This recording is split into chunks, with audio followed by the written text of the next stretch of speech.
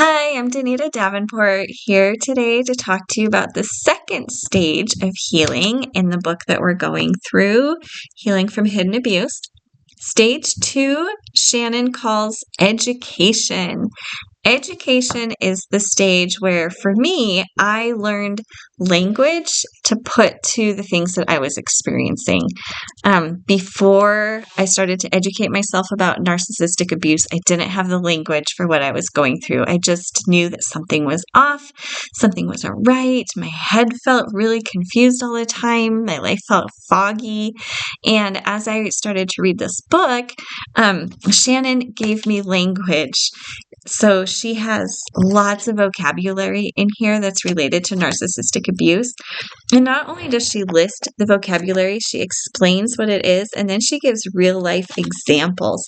So, right away in the beginning of stage 2, she talks about gaslighting, smear campaigns, flying monkeys, narcissistic offense, intermittent reinforcement, and the cycle of idealizing, devaluing, and discarding.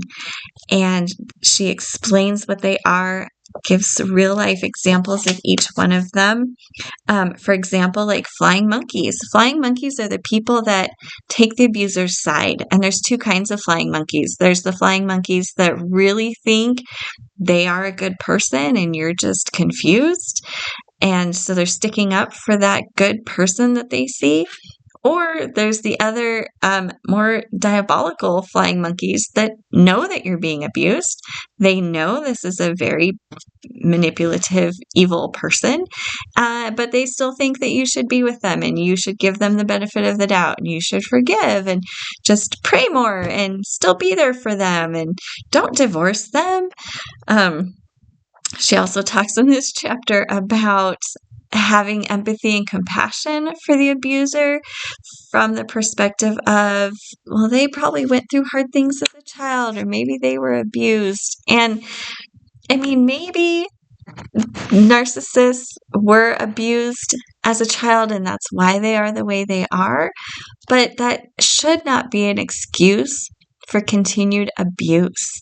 If you are hurting people because of something that happened to you in your childhood, you need to get help and make changes. Don't use it as an excuse to continue hurting people. So she talks a lot about all of those things in this chapter. And I also wanted to point out that as you read this book, if you're in it, it will help you understand your life better. If you're out of it, you might find yourself reliving some of those moments, and that's okay because you're reliving them from a safe place. You're looking at them again through a different lens and not being re-traumatized. So just be really careful with yourself as you read this book. And know that even though we're talking about stages of healing, healing is never linear. Grief is never linear. We go in and out of these stages. And this stage being education actually is a stage I've been in for 3 years and I continue to be in because I love to learn and to grow and to educate myself about all things abuse and recovery and healing related, because I want to be able to have education to give other people.